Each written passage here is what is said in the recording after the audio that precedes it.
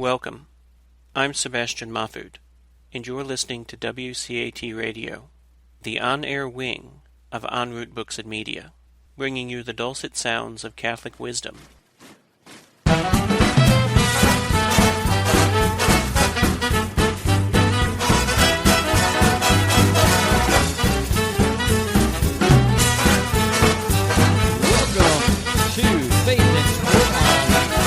Catholic Radio Network, AM 1270 WCGC. Good to have you tuned in on this Monday afternoon, coming to you live from our Charlotte studio with Faith and Sport. And for the next hour, we're going to be talking faith and sport with your host, Dr. John Acquaviva. So stay tuned for this hour. It's going to be a fun hour and an informative hour. So here's your host, Dr. John Acquaviva for Faith and Sport. I always let the music run a little bit, as everybody knows, our regular listeners know, because it's such a cool song. Hey, folks, welcome to the show. I'm Dr. John Acquaviva. Welcome, however, wherever you're listening from. Here's what we're going to do today. We're going to talk Major League Baseball World Series with our phone guest, Tony Wockenfuss. He'll be on in a couple minutes. We're going to do weekend headlines, cover some of the stuff that's going on in the world of sport. And we have a guest today to talk to us about being a softball coach. He's going to talk to us about some of the expectation he has from parents, some of the expectations he has for kids, and ultimately, I want to talk to him about why he's even on this show, and that is because I think he's an outstanding coach. I think he's an outstanding representative of youth softball, and he's joined us in studio, and we're going to have a longer conversation in a minute, Mike, but say hi to the folks and tell everybody where you're from originally and what brought you down here to Charlotte. Thanks, Sean, for having me. I'm originally from Long Island, New York, Floral Park, specifically. What brought me down to Charlotte is for work. Like so many others, right? Yes, you're one of many. Good opportunity financially to move down here. It was a no-brainer. So the wife agreed, and we had a decision between Charlotte and Nashville. And you guys made the right choice, you feel? She made the right choice. Very good. Hey, we're going to continue this conversation. In fact, you and I are going to have a conversation throughout the show. And also, toward the end of the show, we're going to do the quick Q&A with Dr. A, and we're going to do our Cathlete of the Week, and that's going to wrap up our show. And remember, our Cathlete of the Week is brought to us by Brand RPM. Get your branding gear. We have access to over 100 million products. Check them out at brandrpm.com. So let's do this. Let's talk some World Series. Mike, we'll get to our conversation a little later on. As always, anybody that joins me in studio, you have a chance to chime in, and you can chime in on our conversation. You can ask Tony a question, or we can just talk about whatever the topic of conversation is. So listen, let's talk about some World Series. I think Tony's on the line right now. Maybe he's going to come on here in a minute. But Mike, before Tony comes on, talk a little bit more about your place at MARA. Now, MARA stands for, it's just a common acronym in the area where we live. It's the Matthews Area Recreation Association. Matthews Athletic Recreation. Athletic, okay. Association. Yeah, that's right. Okay, so, and this is actually really common. The neat thing about MARA is it's made a name, hasn't it? Have you noticed that a lot of people outside of the Matthews area have found out about Matthews? And partly it's because a lot of the teams are involved in the association, aren't they? Absolutely. Within MARA, we play in the Charlotte-Mecklenburg organization, which for the 8U division, we play 24 teams with the surrounding areas of Weddington and Indian Trail, Porter Ridge, Steel Creek. Charlotte, right? Myers Park, South Charlotte. Got it. Which makes up 24 teams just in our division alone, which is pretty big. Yeah, that's right. Growing up, we played against 5 or 6 teams. So playing 24 teams, and MARA has grown. They now have travel teams. I recently took a team, played in a July 4th tournament up in Marion, North Carolina for part of the state championship. We didn't do so well for this one. But you made it there. Yes, sir, we did. There you go. It was a good experience for myself and the girls. You know what I like about the fact that there's Waxhaw teams, Myers Park, Steel Creek, yeah, and Indian Trail and so forth, is that not only teams like you guys, and one of the reasons that you're on the show, in fact, the main reason is that you coach my daughter Claire, and your daughter Georgia is on the team, and hence why you're the coach. But not only do you get to beat up on other Matthews teams, you get to beat up on all teams all over the area. We're good sports about it. No, I should. So, folks, let's do this. We're going to continue this conversation with Mike Lawrence throughout the conversation today in today's Faith and Sports show. We have Tony Wockenfuss on the line. We're going to talk some World Series. But first, folks, if you have a question for Mike Lawrence, especially coming from a parent or as a former coach, just you have something to talk to the show about, especially if it involves like character or ethics or just basic expectations of the parents and also the players, you can do two things to get in touch with me. You can email me at faithandsport@wingate.edu. That's faithandsport, so that's A-N-D in the middle of that. Or you can tweet me at j.acquaviva, number 1. So j.acquaviva1. Or you can, of course, always call in, right, Chris? 704-596-4900. Chris will take the call. If you sound really friendly, especially if you promise me free Jets pizza, I'll probably and most likely bring you on the show. All right, so let's do this. Let's talk some World Series with Tony Wockenfuss. Tony, welcome to the show. Hey, John. Glad to be on. Yeah, this is great. Now, folks, for anybody who recognizes that name, must have been listeners to the former Faith and Sport, which was on Radio Maria, but that was a couple years ago. I'm bringing Tony back on. He has great insight into the game of baseball. He's a fan like I am. Doesn't just know the game, but loves the game. And so we're going to talk a little bit about the World Series. Just to set it up for those folks who are not quite familiar where we are in the baseball season, we're at the end. There's only two teams left. The National League champs are the Washington Nationals, which is dear to Tony. He's up in the Washington, D.C. area, and I actually kind of like him outside of my Detroit Tigers, but the Tigers aren't in it this year, so my team is the Nats. The American League champs are the Houston Astros, winners of last year's World Series. They both won in the last few days their championship series in their respective divisions, and here we are with the World Series. It starts tomorrow night. Tony, let's start off with this. What's your basic insight on what we're going to see starting tomorrow in the World Series? Well, I think that's the right way to characterize it, John, is basic insight, because that's I think that's my forte. But yeah, I think the Nats are a team of destiny. I think they're going to put on a good show, and I'm expecting them to win. I know they're not favored. In fact, Houston's a heavy favorite. Oh yeah. But I think with the kind of pitching the Nats have, I give them a very good shot to win. Well, one of the things about the Astros is, especially when they picked up Zach Greinke at the trade deadline, they have a 21-game winner in Justin Verlander. They have a 20-game winner, 300-strikeout guy in Garrett Cole, and they have an 18-game winner in Zach Greinke. And it's been a long time. And, Tony, you and I would be really super statisticians if we could name the last team that had three guys that had 18 more or more wins. And that's what the Astros have. But the Nats are no joke. They have Max Scherzer, who, in my mind, is the best pitcher in the game of baseball, certainly in the National League in the last few years, and that's including Clayton Kershaw. I think Steven Strasburg has been as good as anybody, even though he did have a surprise year. He kind of came out of what the expectation was when he was the number one draft pick a couple years ago for the Nats. But Anibal Sanchez, don't count him out. He has pitched terrific for his previous teams, including the Nats, I should say, and some previous teams like the Tigers in the playoffs. And I think they can play with anybody at this point. Tony, getting ready for this interview, one of the things that I forgot is how poorly the Nats played in May. Since May, or after May, they were 24-33. Do you remember that? They were 9 games below 500. Oh, yeah. No, I think that at one point they were 18-31. Yeah, and then they went on a little streak to go 24-33, but still, man, nobody would have thought this. I think this is fantastic. So yeah, but since then they have the best record in baseball. I think better than the Astros. Yeah, oh yeah, they've been terrific, and they played as well as anybody, and as you said, they played better than anybody, and I think deservedly so. And I really believe that in the beginning of the playoffs, not only did this not surprise me, I gently predicted. I not only kind of wanted it because, like I told you, I'm kind of like a pseudo Nats fan, but this doesn't surprise me at all. In fact, in the beginning of the playoffs, I said the Nats are as good as anybody, and I wouldn't be surprised to see them in the World Series. So I think this is great. So let me ask Tony: is there any?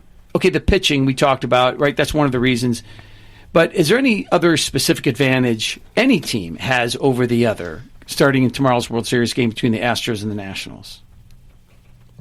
Well, I think one thing people up here in D.C. are talking about is the fact that the Nats swept, right, their championship series. So they've had 6 days off. Yep. And the last, I think there have been 8 teams who've done this since 1995. And those teams have gone 1-7. So that's got everyone kind of spooked up here. And I think, look, one thing the Nats could have done, immediately following their the last series is place every player in a medically induced coma. In other words, they don't know of the time that has passed since their last game. Exactly. Now, the union would probably file a grievance. Some type of complaint would come from it. I'd also put Davey Martinez in a coma. Now, the thing is, he just had a heart procedure, so that's a kind of a tough conversation, right? Davey, I know you've been through a lot, but yeah, that's right. I'm going to have to put you down. Dave. No, I appreciate that, Tony. And as I mentioned to you off the air, literally no fan of baseball knows this better than me. In fact, up until 2 years ago, I hadn't heard anybody talk about it. But my beloved Detroit Tigers in 2006 and in 2012, they swept their previous series, and they were off for 5 days and 6 days respectively. And they won a total of 1 game in the 2 World Series that they're in. And it didn't matter what anybody said and how they analyzed it. And by the way, especially in the 2012 against the Giants, they were the heavy favorites against the Giants, and they got crushed. They were never ahead in any game. They lost 4 games to nothing. And no matter what anybody says, I was like, oh, yeah, time off. In fact, let's face it, Tony, in hockey, basketball, and football, time off is coveted, right? Everybody wants that time off. But in baseball, despite the fact that they played 162 games, despite the fact that they played 30 games in spring training, they don't want time off because timing is everything. That's a great point you made about and it's a shame, but let's hope, Tony, it's not the case with the Nats this time. Let's just hope it's competitive because much as anything, as baseball fans, we want to see a good series, right? Yeah, John, look, I don't have to remind you, but some of the teams we played on together played like they were in medically induced comas, right? Tony, are you referring to specific teams? Are you talking about specific players on the team, Tony, or like the team in general? I said the team in general. Yeah. Mike, just a little side note here. Tony and I, the way we got to know each other is we played on this semi-pro adult baseball league in the D.C. area, and we were teammates for about 15 years. We both played until we were about 40 years old. We were the old guys on the field, and I do agree at the end, Tony, that at least one of us looks like when we went up to the plate that we were coma-induced. So, Tony, what else about the World Series should we look for? Anything in the managing, anything in the playing, anybody that is going to be looking for Bryce Harper and is not going to see him? What can we look for in the World Series starting tomorrow night, Tony? Oh, I don't think anyone in this town really has much to say about Harper. I mean, he made his move, and we went to the World Series here. So I think things have worked out well for the Nationals in that respect. But I think going back to this question about the time off and are the Nats going to be able to bounce back, and what really makes this team any different from like the Tigers teams you mentioned, the Braves. Yep. And a few other of the and the Dodgers, I think, also fell victim to this. That's so right. I think what's different? Well, I think it's the Nats pitching. If you look at how well they've performed relative to the other teams that swept the championship series, their pitching is just so much better than any of those other squads. So, I mean, I think that's the whole story here. Yeah. If you get good outings from Scherzer and Strasburg, Corbin, Sanchez even. Yeah. Then, Vegas has got this, upside down because right now I think the Astros are minus 225. Yeah, that's right. No, they're big. Huge favorite. Yeah, and one of the things, but before we carry on, folks, I'm Dr. John Acquaviva. We're being joined by Tony Wockenfuss, our baseball analyst. You're listening to Carolina Catholic Radio. The show is Faith in Sport. Thank you for joining us today. And you're probably joining us from one of three different ways. AM 1270, you're listening via the app, Carolina Catholic Radio Network. Just hit listen live, or you can hit listen live on carolinacatholicradio.com. So let me ask you this, Tony, regarding the pitching and so forth with the Nats is well, actually not pitching, just in general. I see it as an advantage that they get to travel to Houston to play, because my theory is if they win one of those two games, the pressure shifts from the Astros or from the Nats to the Astros. And I always think there's a blessing, I really do, in when you have to travel for the first couple games, because I think in general, even though the Houston Astros are the favorite and they're coming off the World Series win last year, what's your thought on that? Or you just go, no, take home whenever you can? No, I mean, I think that's a good point. I just think it's all going to come down to pitching, and regardless of whether the Nats win here in D.C. or in Houston, I mean, it's just going to be who can shut down the other team. And I think with the Astros, we've seen cracks. I mean, Cole's been great, but Verlander he got knocked around a little bit. That's right. Recently, Greinke has had a couple bad outings. Yep. So I give the Nats a good chance here. Now, if they if they lose the first two games, then I'm afraid it's pretty much over. Yeah. So you see your point. Yeah, you got to win one of these initial two games. Yeah, and I think they will. I really do. Okay, so your prediction, Tony, before we go. Nats in 6. I love it. I say the Nats in 7. In studio guest Mike Lawrence gave me a funny look, but I think that was his funny look was a way of going, that's a good point, Tony. I think they're going to win in 6. Tony, listen, I said that was the last thing, but I'm going to leave you with this. If the Washington Nationals were to put on NFL uniforms and to play the Washington Redskins in football, who would win the game? Oh boy, that's a good. It would it'd be 0-0 at halftime, wouldn't it? They lost yesterday, of right? Course, 9-0. Yes. But they are the second team in the last 25 years to cover the spread without scoring. I love that stat. That is great. What was the spread, Tony? It's probably like 12. Spread was 11. 11. I love that. And tell the stat again. It was the first time in what? Second time in the last 25 years. I think the last team to do it was the Ravens. That's right. The Ravens probably when they had that great defense a few years ago, and they're winning every game like 6-3. Right. Right. Yeah. Exactly.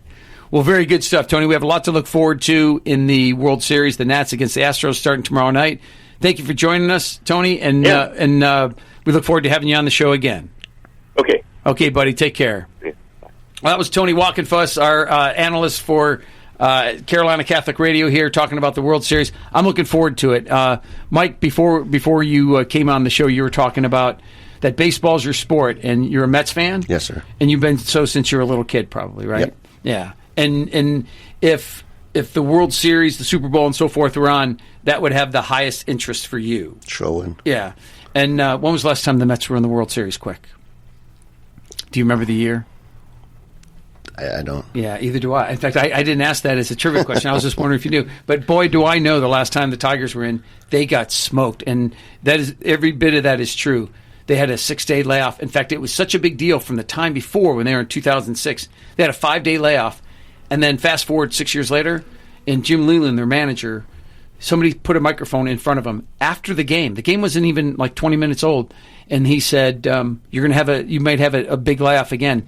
And Jim Leland said something along the lines of, we're going to address that this time. And, of course, they couldn't. I'm sure what they did is they had inter-squad games. Maybe they just did some simulated pitching. But you can't reenact that game. They got crushed. They were never ahead in any of those 4 games, and the Giants swept them like the Tigers were some little league team. It was amazing. Okay, folks, thanks for joining us today. In case you just joined us, this is Faith and Sport. I'm Dr. John Acquaviva. You're listening to Carolina Catholic Radio, either via the app, the website, or on AM 1270. Either way, thank you for joining us today.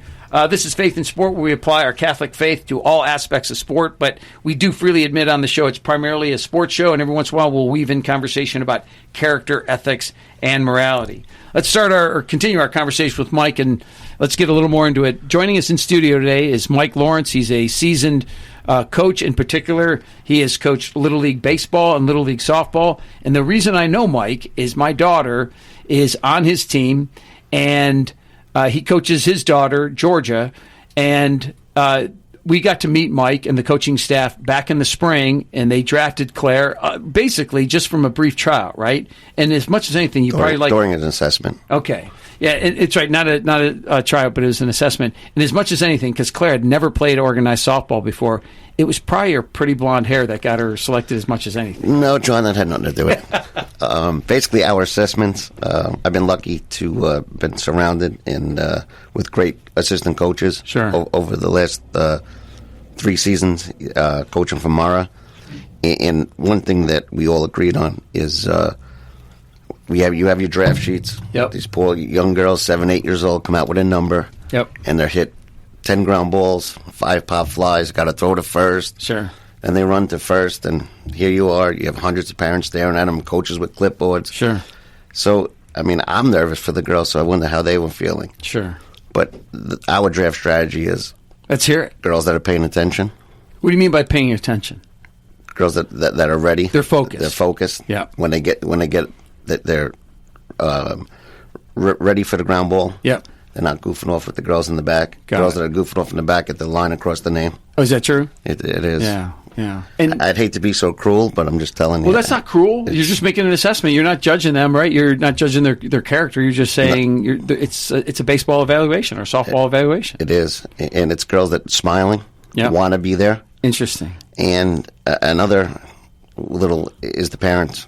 Yeah. We take notes of good parents. Oh, is that right? Absolutely. If you have the crazy mom or dad that runs on the field and, hey, drink some water, or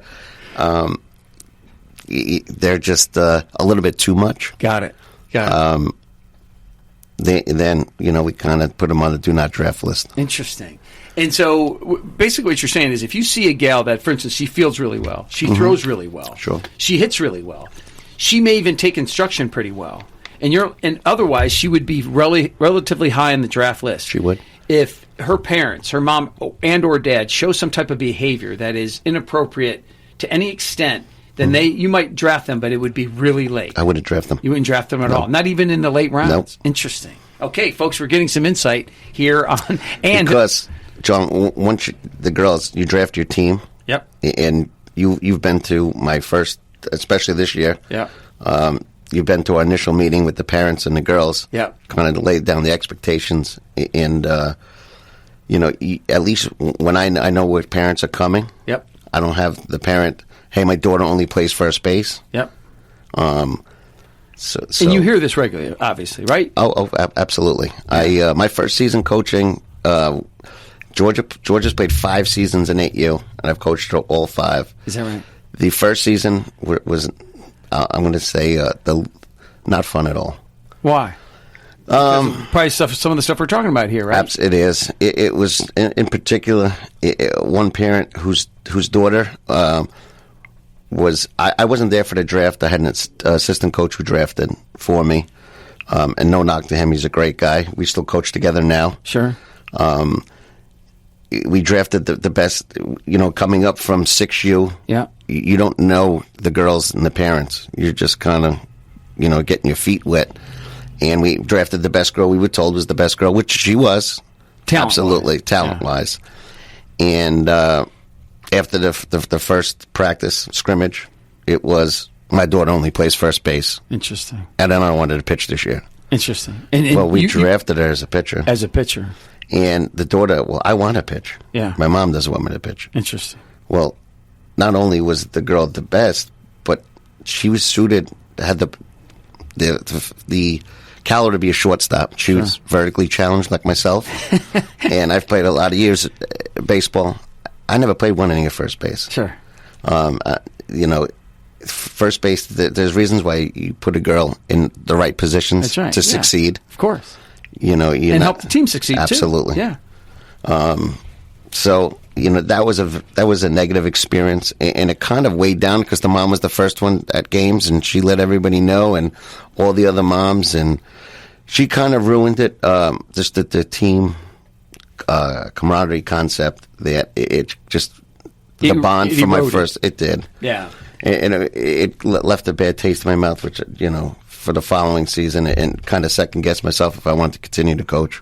Now but this was your first year of coaching softball, correct? No, it was. I coached 6U softball at Mara, so it was my first year moving up. Got it. So it was one of your first experiences as a coach, at least this situation. Because I was asked to coach the 8U, because the parents from the 6U had a lot of recommendation. Can we be on Coach Mike's team again? Can we be on Coach Mike's team again? Is he coaching 8U? Yeah, which is great to hear. Yeah. That's right. So that's why they asked me to coach the fourth 8U team that year. Got it. For our listeners, when Mike and I say the letter U, like 8U, 6U, and so forth, it means that age and under. So if you say 8U, you can be 8 years old and under. And actually, that's a caveat, isn't it? Because some of the girls are 9 years old. It is. So it's January 1st of that year. So January 1st, 2019. If you were 8 or under at the time, you were able to play. Got it.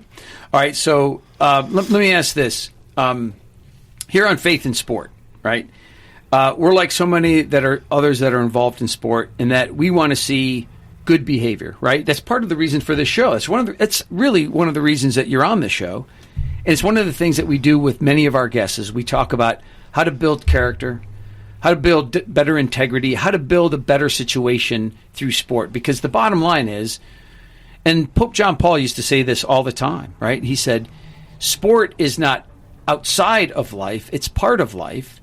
And our faith should not end when we cross over that line heading into the diamond or into the field or onto the court, right? And I think you have a good take on this. And I think actually, in fairness to the situation, so many parents do, so many coaches do, but there's a lot that kind of fall outside of that line of integrity, morality, and character.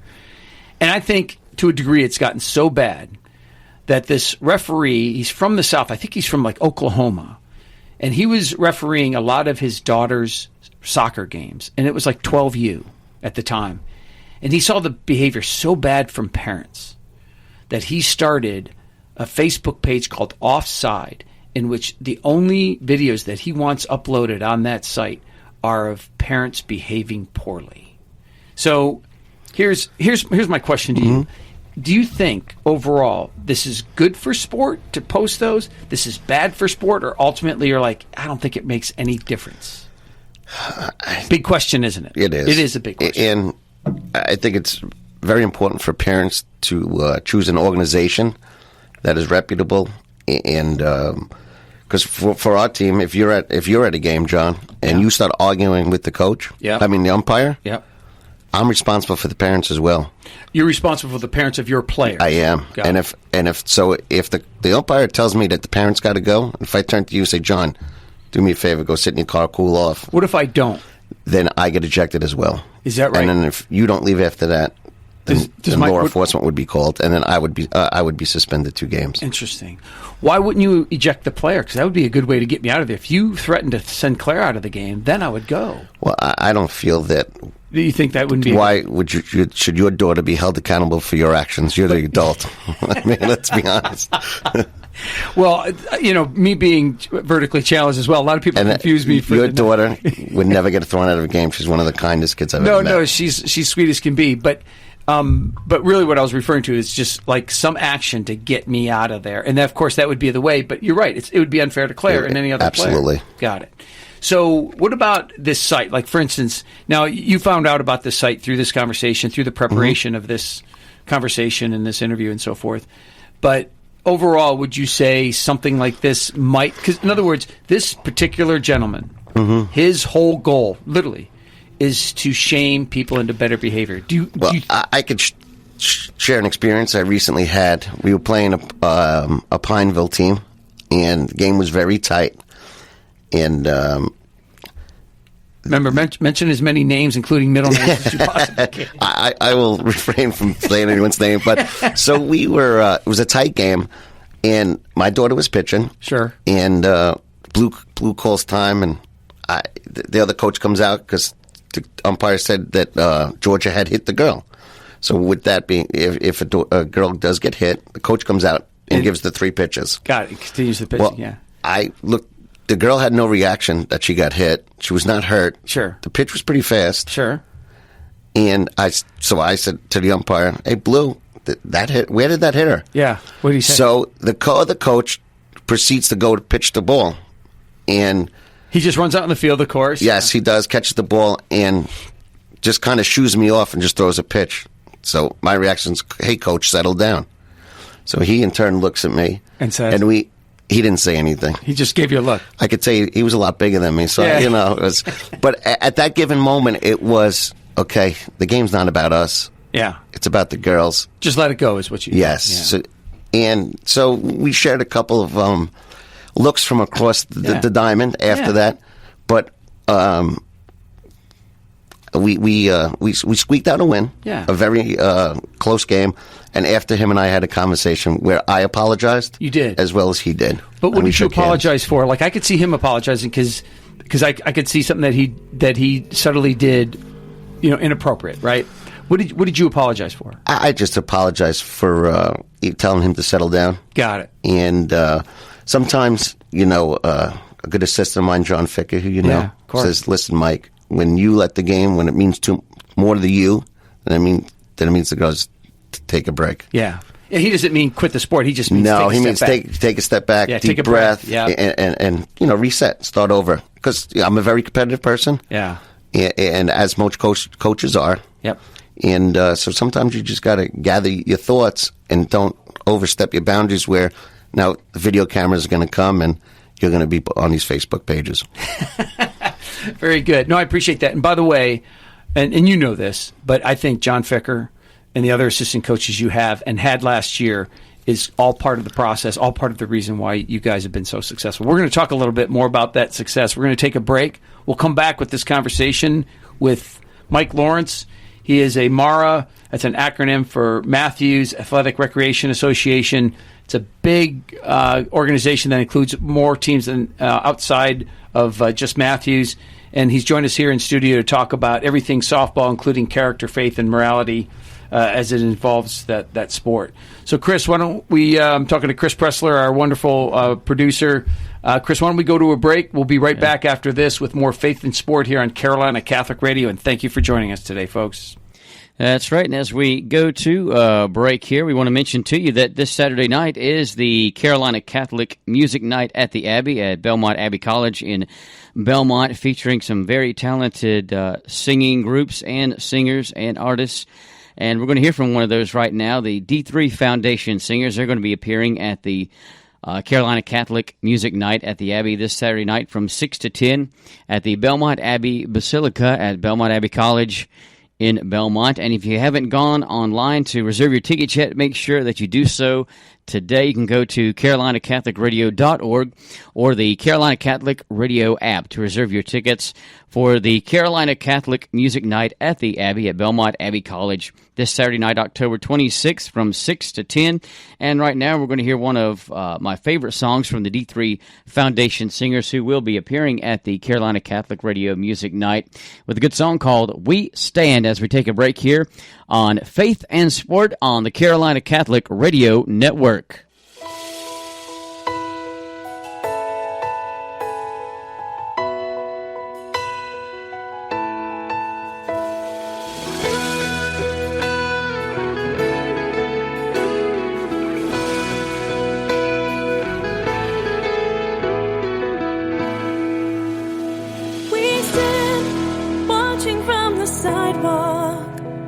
She goes to the house alone, entering as two souls, but coming out as one. We cry for the little ones, never given a chance, never to laugh or cry, never to sing. So we stand, we cry and we pray that God will show us the way.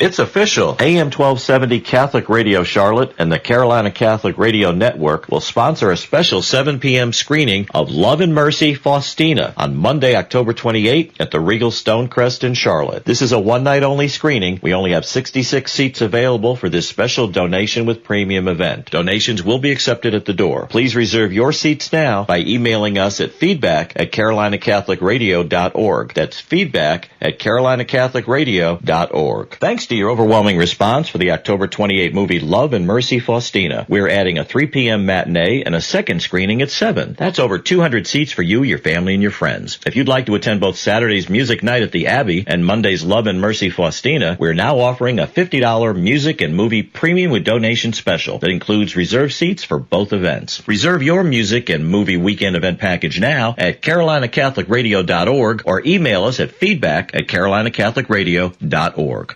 And you are listening to Carolina Catholic Radio here on 1270 AM, also on carolinacatholicradio.org and the Carolina Catholic Radio app. You're tuned in to Faith and Sport, and now it's time to get back to Dr. John Acquaviva, the host of Faith and Sport. Thank you very much, Chris. Folks, welcome back to the show. Thank you for joining us today on Carolina Catholic Radio. We're joined in studio by Mike Lawrence. We've been having a great conversation. If you just joined us, we're talking about his experience as a coach, his experience with his players, experience with assistant coaches. And one of the things that our goal is here in this conversation, as well as the general goal of the show, is to pass on some information that helps you basically live out your faith through sport. Because the one thing about Christian behavior is that it's universal, right? We don't have to actually be a Christian. We don't have to actually belong to a certain denomination. There are some universal expectations of people, and sport is one of them. In fact, the one thing about sport is that it is always said that it develops character, but most people disagree with it. Most people say now that it reveals character. It's not necessarily a development of character. And that's an arguable point. That's a point that needs to be discussed. But I do get what they mean by that. In fact, our in-studio guest, Mike Lawrence, agreed with me as I mentioned that. Mike Lawrence is here. He's a softball, former baseball coach for youth. I thought he was a perfect example. Not only do I think he does a great job, I think he has really good insight on coaching a winning team as well as being a part of a losing team and how to handle those situations and how to handle some various situations that come to the coach that may come about as the parent. We're going to continue that conversation in a minute, but let's do this. Let's talk about the weekend headlines, and we'll get back to our conversations with our head softball coach here, Mike Lawrence. In Major League Baseball, as we talked earlier in the show with Tony, Nationals and the Astros start World Series play tomorrow night. I'm rooting for the Nats, but I'm picking the Astros. Unlike Tony, who said, I think the Astros are going to lose to the Nats, but nobody really knows, of course. That's why a prediction is a prediction. But I think that Astros have as good a team as there is in baseball, and in fact, as good a team that they've had for the last several years in all of Major League Baseball. But still, either way, tune in starting tomorrow night when World Series plays. Finally, Mike, on regular TV. Like, come on. Yeah. Jeez, go ahead. Hey, I know, John, we've been talking about sportsmanship and not to rub it into those Yankees fans. But did you see the sportsmanship of Jose Altuve after he hit that home run, the walk-off? Yeah, what did he do? Did I miss something? No. Was it how he did what every player should do? He hit a bomb. Yeah. It was a home run. Yeah. Put his head down. And he did the sign of the cross, right? He jogged the bases. Yep. Right before he was about to get mauled by his teammates, he did the sign of the cross. But 95% of players now, major leaguers, they take their helmet off, they throw it, they do the bat flip, they do all these other signs. He was acted like a professional and is a good role model. Is he outstanding, especially for the league of vertically challenged individuals? I had a feeling you were going to go there. No, yes. I mean that. Did you see that pitch he Absolutely. hit? That was, albeit a off-speed pitch on the outside part of the corner, he pulled that ball like he had a 36-inch bat. Crushed that ball. Did you see the picture of him and Aaron Judge standing side by side? No. Definitely Google that one. Yeah, exactly. The tale of two heights, right? Yep. Yeah, because I want to say Altuve's 5'5", 5'6", maybe. Yeah, right? I think he's about 5'6". Yeah, and then Judge is how tall? About a foot taller than him. Yes, he's about. But they're both. I mean, Altuve's stocky. Oh yeah, he's monster. Judge is just a monster. He is a monster guy. Oh yeah, if he gets his bat in the ball, it's just going to travel. And going back to the vertically challenged, at least Altuve's strike zone's a lot smaller, so he could dial it in a little bit easier. He can. He's a terrific player. Anything you say about him can't be understated. I tell you, that guy's terrific. Switching gears to college football, there's one major upset this weekend. Number 6 Wisconsin lost to unranked Illinois. That shocked everybody, but of course, as each week, just like last week, Georgia losing to unranked South Carolina, it just happens. Huge weekend coming up. Wisconsin's going to be at Ohio State, 2 ranked teams. Notre Dame's going to be at Michigan. My Wolverines have another tough one going on this weekend. But the big one is 2 top 10 teams. Auburn's going to be at LSU. And, boy, it continues the tough play in the SEC, but lots to look forward to in college football coming this weekend. The NFL, Panthers had a bye week. They're still on a 4-game winning streak. That's one good way to continue a winning streak is don't play, right, Chris? And the Saints keep cruising at 6-1. And the Redskins, as we talked about with Tony, they lost by the strangest score of 9-0. And I thought that was a great stat that Tony brought out, that it was the first time, it was only second time in 25 years that somebody had actually covered the spread. And which in this case was the Redskins, and they didn't even score. The Falcons continue to lose. It's mostly good for the people around here. But a point I wanted to make was Teddy Bridgewater is now 5-0 with the New Orleans Saints. And Kyle Allen is 4-0 with the beloved local Carolina Panthers. But I think it's a tale of 2 quarterbacks in that I think Teddy Bridgewater knows his place. I think he knows what once Drew Brees comes back. Drew Brees is the man. He's one of the best quarterbacks ever played the game, whereas Cam Newton I don't think is quite in that category. This is an amazing conversation that we're going to have, but it'll be really interesting to see what happens going out. Do you have you follow this as a non-fan? You're a Jets fan. And but Cam Newton's at his best when he's running the ball. That's right. And if he's scared of re-injuring, aggravating his shoulder, he's going to be less than average. Yeah, he's not a great pocket passer at times. No, he's terrible. In fact, by statistics. Yeah, sometimes I think I see Team Tebow all over again, and I'm just saying, But so Cam is best when he's feared outside the pocket. That's right. And this way it pulls a linebacker in that has to spy him, right. or a safety. That's right. This way you open it up for his receivers. So. That's right. And then he can pick them apart. But even still, his passing stats aren't very good when he does that. Even when he has a good pocket, he needs to be able to run, and that's what really opens up the game. I think they have a problem here, and this is unlike any other sport, and unlike any other aspect of sport. You got to play the guy in part because of the big contract, right? It's just part of professional sport. Is that a good problem to have if you have a quarterback that's 4-0 and you're not sure? I mean, but the problem is that this is a realistic aspect of pro sport. In fact, of any sport, the pressure is felt by the coach when there are tens of thousands, millions of people who are fans. They feel that pressure, Mike. I really do believe that they do, and they ultimately sometimes don't know what to do. And in this situation, it's quite possible our guy, the head coach of the Panthers, Ron Rivera. Yeah, Ron Rivera is going to do the right thing, and he's confident in that right thing. But I have a feeling that he is divided in his heart. Don't you believe that too? Absolutely. So you start Cam Newton. Do you have a quick leash? Yeah, probably do. But even still, the reason you're starting him, in essence, is in my mind is because you put him back out there. It's maybe a lose-lose situation. However it comes out. Or do you sit him out the rest of the year and hopefully everything's fully healed?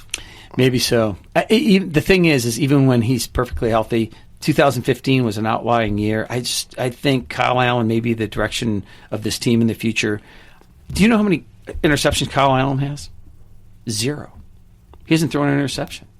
So that's a big stat. You don't turn that ball over. You're not throwing that ball into the cornerback's hands.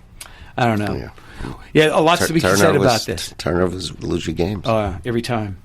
All right, folks, let's go back to our conversation with Mike Lawrence. He's a head softball coach at MARA, which is the Matthews Athletic Recreation Association. And as we mentioned at the beginning of this interview, it actually covers a lot of Charlotte, Indian Trail, and other cities that are nearby. There's 24 teams. Yeah, so it's called the Charlotte-Mecklenburg Char-Mech Softball Organization. Got it. But MARA is just the name of the organization. Yes, and that they're one facility. piece of the pie. Got it. All right, so let's continue our conversation. We were talking about, shaming. Is it a good idea to shame coaches and ultimately parents into better behavior by putting some videos online for them? I'm not against it. I'm not against it either. I think that it may make some change. My gut feeling is that it probably doesn't. But as my friend mentioned, without hesitation, he said, why don't they post some positive aspects too? But the interesting thing is, it would be boring. Right. Because most of the time, the good thing to do and the right thing to do is not say anything. A good example is the umpire making a terrible call. The best thing to do is not say anything. You can't lie and go, that was a good call, ref, right, or ump. Well, I usually just tell him he owes me one. That was funny. Do you remember it was against Pineville, and I think it was the second batter, and the first pitch was well over it was at her chin, and he goes, strike. And I think do you remember this? And then the very next pitch was at her chin again, and he goes, strike two. And I think you said, come on, Blue. Do you remember what he said? I don't remember what he said. Yeah, he said something like, are we going to start this early? Well, I think it was the first pitch you called the ball, second pitch you called the strike, and I said, that's the same exact pitch. Oh, is that How what can you call said? one? Okay, got it. And the coach... Are we talking about the second batter in that game against Pineville, the away game? Mm-hmm. Okay. And the Pineville coach was behind the umpire giving me the, I don't know, Mike, because I'm actually friendly with him. Oh, yeah. And what's his first name, that gentleman? John. Okay, and then the assistant is a guy named Ben, right? I don't know. Okay, yeah. The assistant is Ben. He goes to our church, Our Lady of Grace. So he's a real good guy. So get to know him too. So that's neat to hear. So yeah, let's move on from the Offside Facebook page. But folks, I encourage you to go to it. And of course, if you want to see some really bad behavior and be embarrassed for grown-ups at sporting events, especially youth. I shouldn't say especially. It's embarrassing at all levels, but it seems to be especially embarrassing when they're just little kids. Don't you agree with that? Absolutely. I mean, parents and everybody's got to realize everywhere you go now, there's the video cameras come right out. Yep. Households, you have those Ring doorbells. They don't even think about there's no. The only time there's any privacy anymore is behind the closed doors at your own home. That's right. Mike, let me ask you something. Last fall, you were 15-0. You went 10-0 the regular season, won 5 games in the playoffs. You guys finished 15-0, won the championship. Mm-mm. No, you didn't. No, it was last fall, I thought. No, okay. Last fall. You're right. Yeah, last you're fall. Right. Okay, this past spring, in which we were introduced to you, my daughter was introduced to you and the other coaches. She played for the first time on organized softball. You guys went 17-1. The only game you guys lost was the team that you ended up beating for the championship. Porter Ridge. Yeah, Porter Ridge. And so that's right there is 33-1. Right, 32-1, and then right now you're 10-0, entering the playoffs tonight. So you guys are 42-1 the last 3 seasons combined. Now here's the question: the first practice this year, you asked all the players to stay on the field. You asked all the assistant coaches to step on the field, and then all the parents that were there. You said, "I want you folks to come down here." We have a few final comments, and what you did is you introduced all the girls and you introduced all the coaches. And one of the coaches, I do not know his name, but he said, I'm really glad to be here because I've been trying to figure out how Mike's been winning this whole time. Do you remember this conversation? Brad Ripito. Okay, Brad. And Brad said, I've been trying to figure out how Mike has been doing this the last couple seasons, and now he said, I'm going to have a front row seat on how he does it. What do you think he was talking about? I know this asks you to take off your humility hat, but no, in seriousness, what do you think it is? Like, I know you have a good set of assistant coaches, and it probably starts with them. Would you agree? Okay. Absolutely. So comment on that for a little bit. So my first season, we were 15-0. I coached with John Ficker and my neighbor, Mike Green, who's actually like family to me now. It's important to have that close, tight-knit bond with the coaches. And then build a trust from the players, have to be able to trust you and feel comfortable with you, as do the parents. And what I mean by that, a good example this year is, just bringing the parents down and the players, introducing everybody. And if you remember, I pretty much introduced every parent. I introduced every parent to all the coaches and the other parents because I wanted everybody to feel comfortable with one another.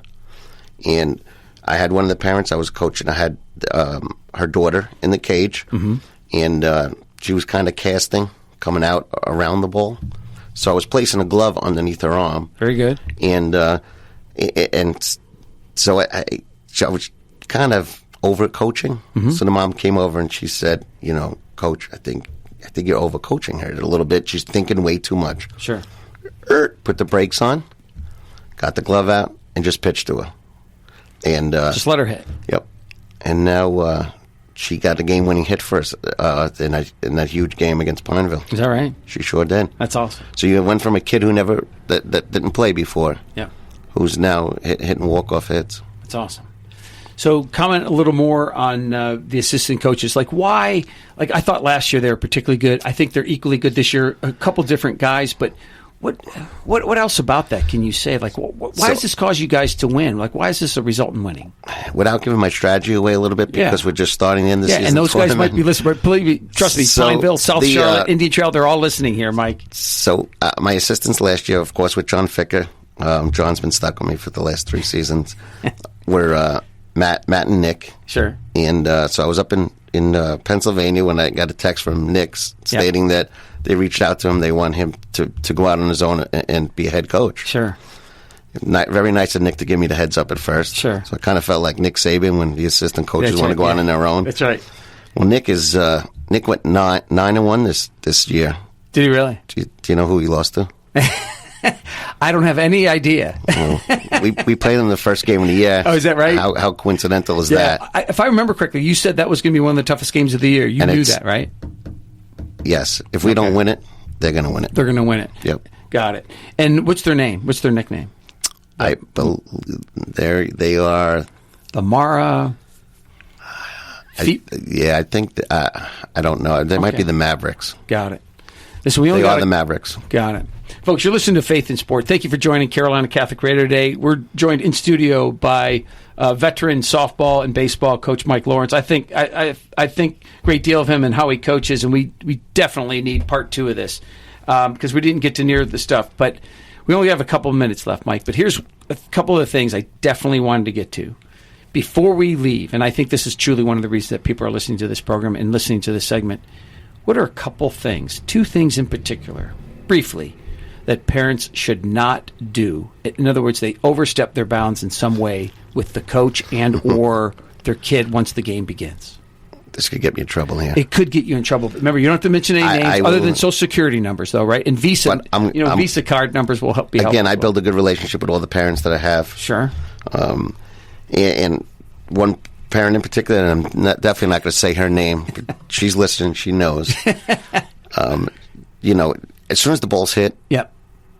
What does every parent do? They start screaming and yelling. Yeah, of course. Whether it's for their kid or not. Sure. Meanwhile, the coaches are telling them, throw the ball into second or stop at second. Sure. Every parent's go, go, sure, go. Of course. So if the parents can refrain from coaching from the stands. Yep. And of course, when the kid gets up to bat,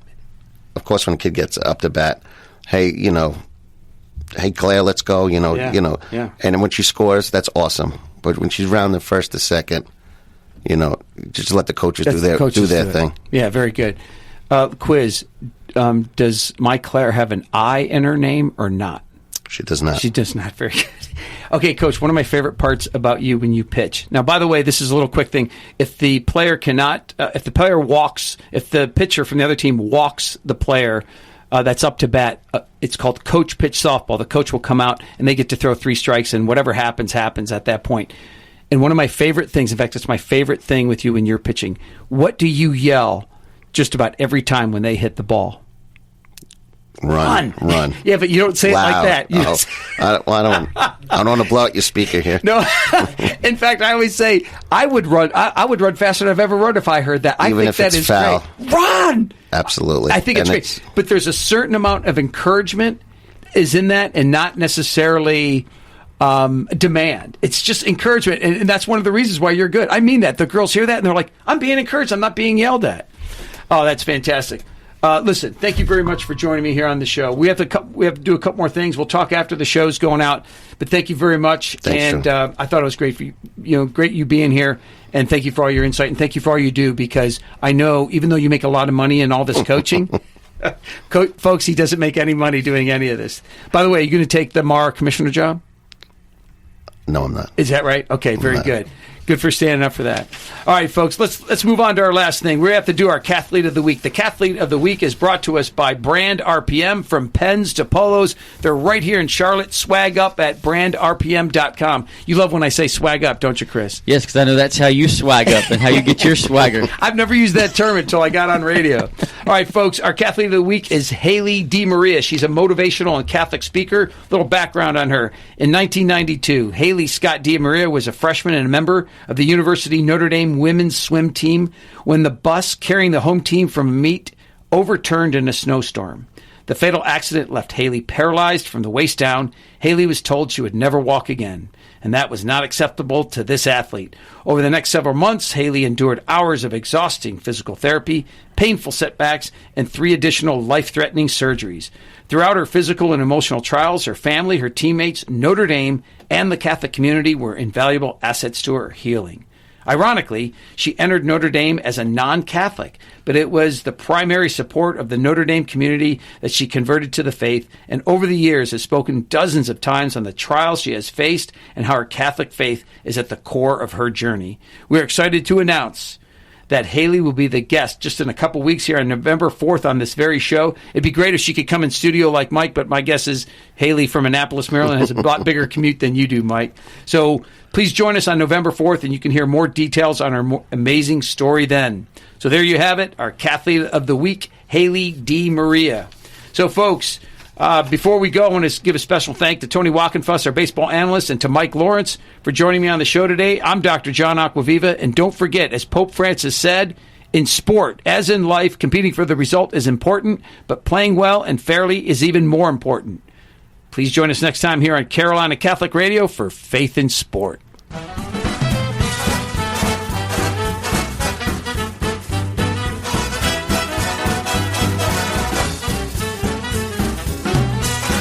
You've been listening to Faith in Sport here on the Carolina Catholic Radio Network, AM 1270 WCGC, also CarolinaCatholicRadio.org, and the Carolina Catholic Radio app. Make sure that you tune in tonight for an encore presentation of this show at 10 p.m. on 1270 AM and CarolinaCatholicRadio.org and the Carolina Catholic Radio app. You can hear an encore presentation of Faith in Sport tonight at 10, and also tune in to our other encore presentations of this show throughout the week here on Carolina Catholic Radio. And we'll meet you back here next Monday afternoon from 2 to 3 with more Faith in Sport live with your host, Dr. John Acquaviva, on Carolina Catholic Radio. Thanks for tuning in. Hi there, this is Christine Mooney Flynn, host of the Catholic Mama podcast, and I'd like to invite you to join me over on the Catholic Mama. To develop a Christian family and raise children who are, and who, God willing, will continue to be confident Catholics, requires us as parents to be confident in our faith as well. So each week, I dive into topics that help to make sense of the Catholic faith and how to live out that faith in our vocation as husbands and wives, moms and dads. So whether you need help in explaining aspects of Catholic doctrine like the real presence in the Eucharist, or if you're looking for practical ideas on how to live a more Catholic life, my goal is that you'll find the answers and guidance you're looking for over on my show, The Catholic Mama. I hope to see you there. We hope you enjoyed the program and will join us back for another show on WCAT Radio. This is Sebastian Mahfood. Good day.